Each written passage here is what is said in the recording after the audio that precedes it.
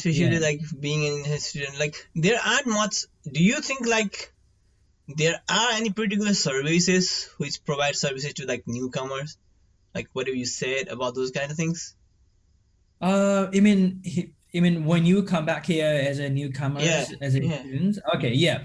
So during that time, I didn't know anything. Mm. So it's always, No, I mean, do uh, you know of like this? What I'm saying is, I understood what you said, and it's similar mhm. to what I've faced, right? What I'm saying is, is it like responsibility of the student themselves to know about all those things, do their research, or is it about like maybe consultancies could guide us in things like that, and stuff like that, like how to get settled out here, why, how are the because I remember when we went to US from Mhm. our school, our uni actually provided us with the documentation regarding like what cultures are there, what kind of transportations are there, what kind of money do you use, and everything, Mhm.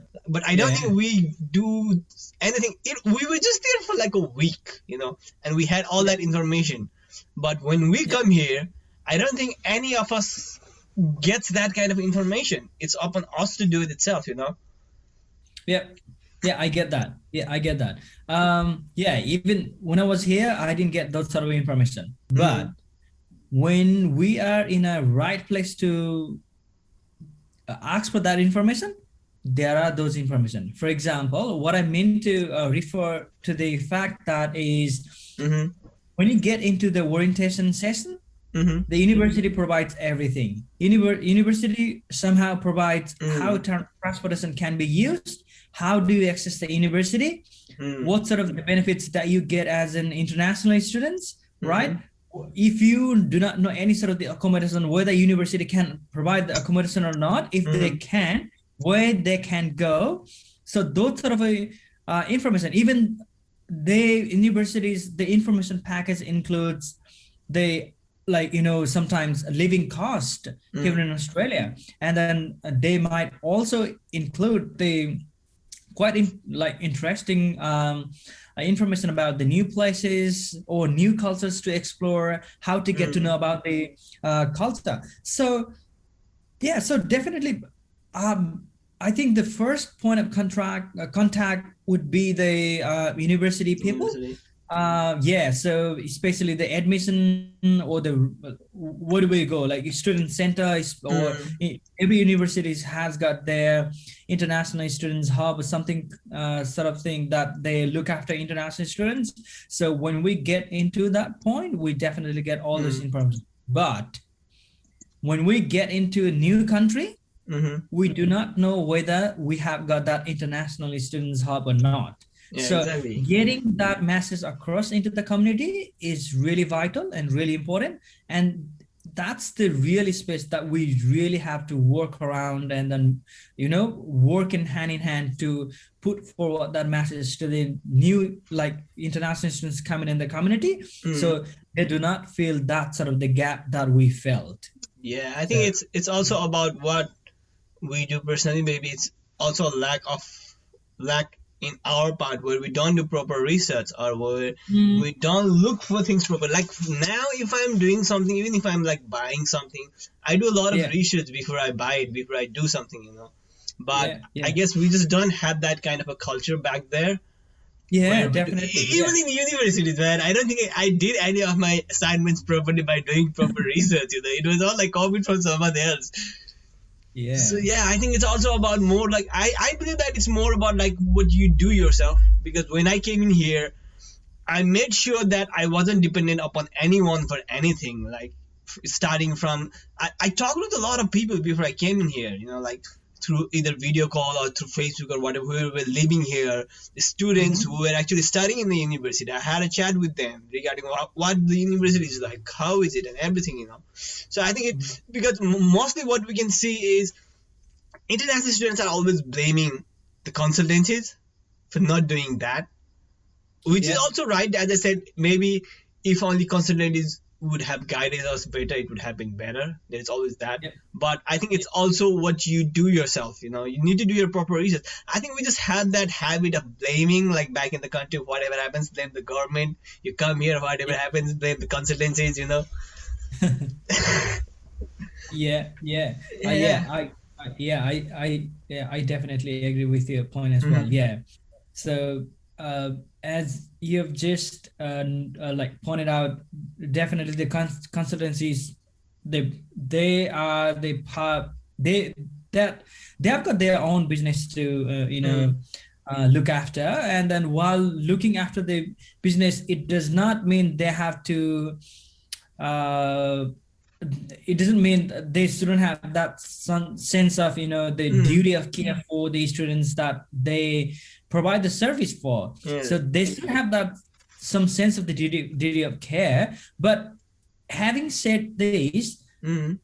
we shouldn't put always like a lot of like blame on the those third party people as well. It's always upon us how we make connections. Like, Mm-hmm. for example, back then, if I had known you before I came in Australia, Mm-hmm. I would have probably asked a couple of questions to you, and then you could have probably given me a lot of information. So that could be Exactly. a one step that we always can do. So if you have some friends already who are like, study here in Australia, or you've got some relatives, yeah, go approach them and Do then your ask for research, the do your research. yeah, yeah, yeah. Because I keep on getting like texts and messages from time to time, like from people from Nepal who text me to actually ask about either university or Sydney. Some of them I know, and some of them actually out of nowhere through Facebook, through my posts or anything. They just somehow Mm-hmm. figure out my account and they contact me.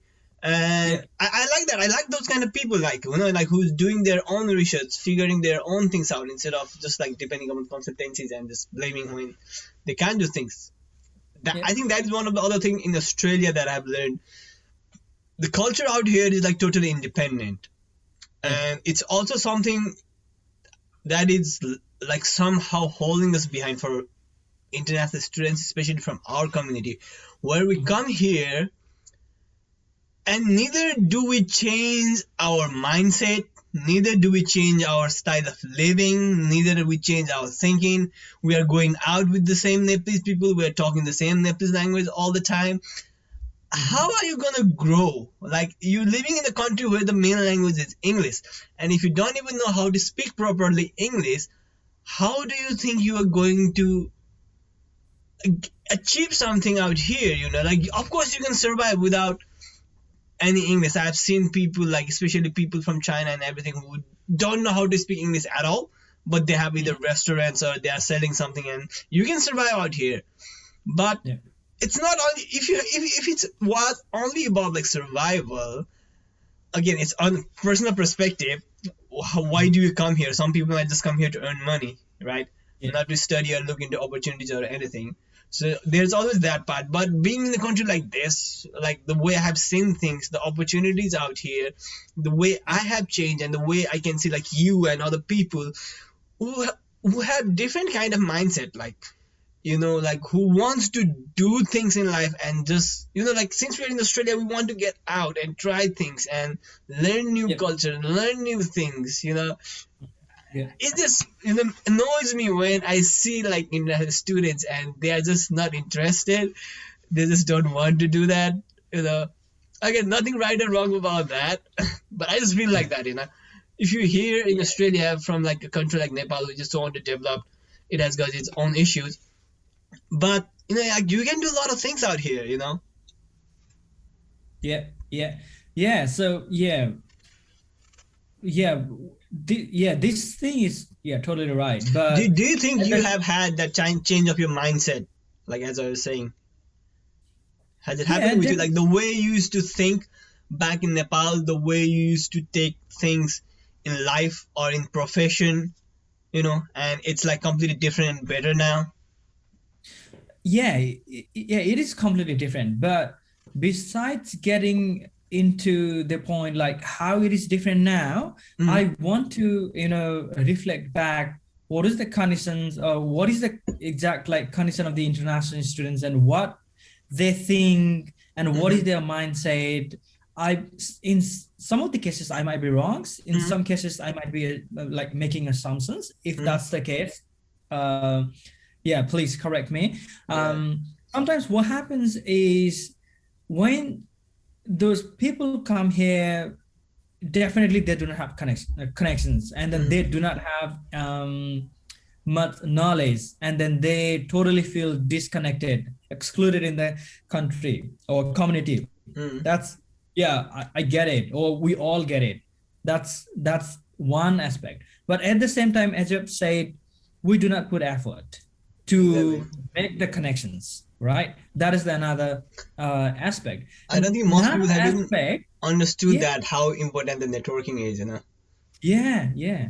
And then another aspect is some international students, as you've said, they're here just for the earning. And then they all, sometimes they just miss the classes and then go for the work. And after work, they do longer shift, and then they go back to their home, and then again go to university, and again work, Same home, routine. university. So they don't have any other places to explore, and they don't want to explore.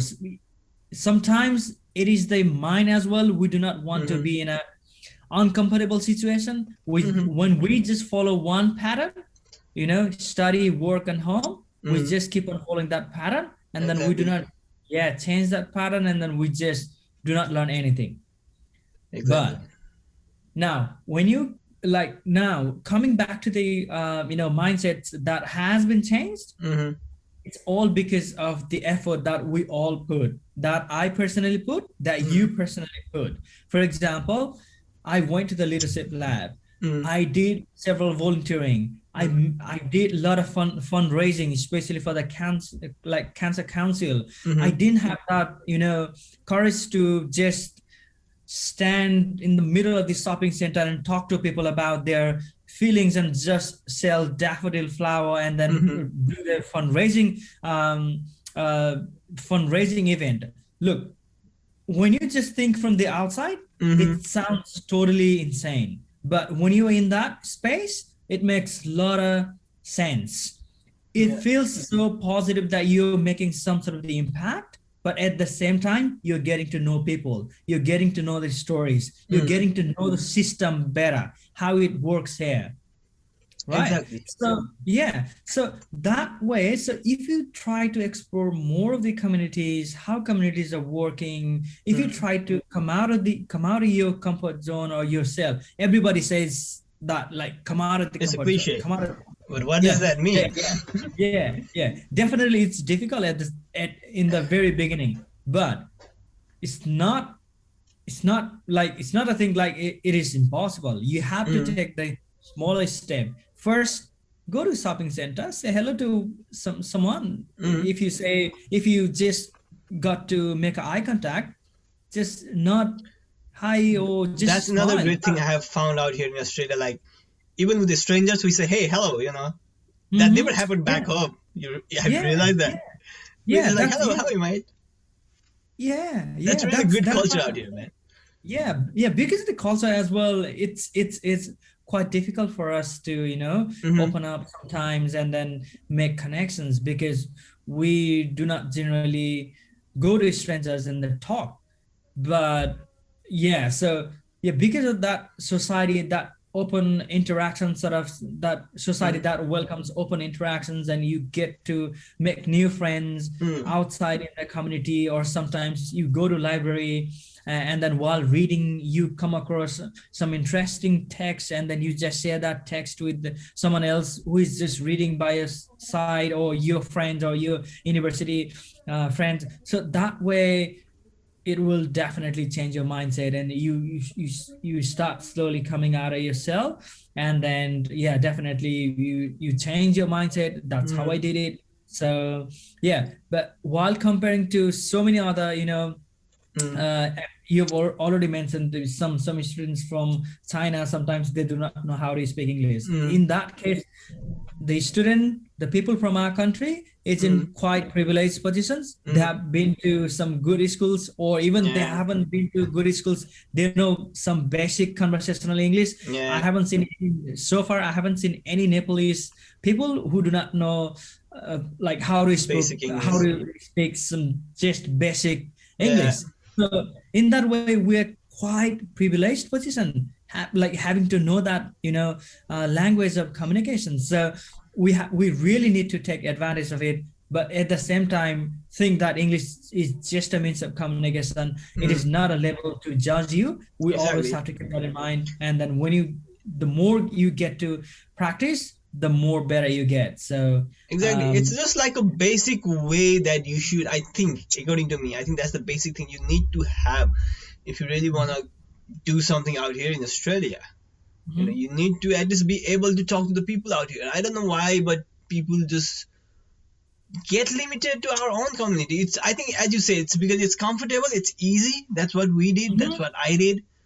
yeah. And we just had a chat in one of our other podcasts where we had a life coach here. She was saying that the reason why we don't want to change or why we don't want to get out of our comfort zone is because we are afraid of the uncertainty, that it holds. Like if you get out of comfort zone, like what happens, how would happen, that's the one of the reasons why people don't want to get out of that comfort zone or Yeah, change. yeah, It's also what kind of circle you are like in when you're here, because mhm, me personally, I have been living here in Redfern. It's been like 3 years now.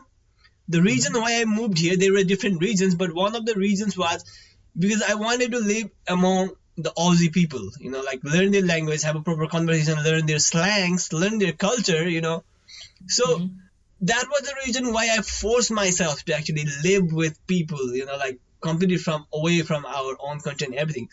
Now, I don't mhm, mean, when I say this, I don't mean that because I don't like my culture or I don't like my people. I love them, I love culture. Like, I love preserving culture, especially when it comes to like Newari culture, like not only Nepali, but going deep dive into Newari culture. I want to yeah, preserve that. I want to preserve the language, and I love all of yeah, those things. But when I'm here, like we have a saying back home, you know, अन्धको देशमा गएपछि अन्ध हुनुपर्छ, mhm, something like that.